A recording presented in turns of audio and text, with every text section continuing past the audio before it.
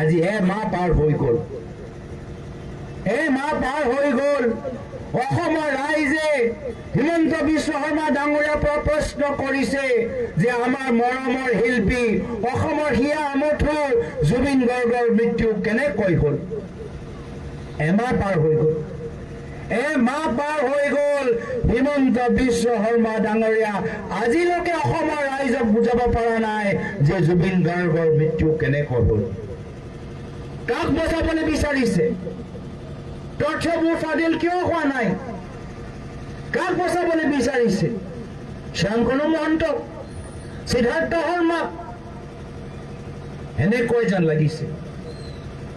এমাহ পাৰ হৈ গ'ল। SIT গঠন হৈ গ'ল। SIT ছিংগাপুৰলৈ গৈ আহিল। এতিয়ালৈকে গম পোৱা নাই অসমৰ ৰাইজে জুবিন গাৰ্গৰ মৃত্যু কেনেকৈ হ'ল।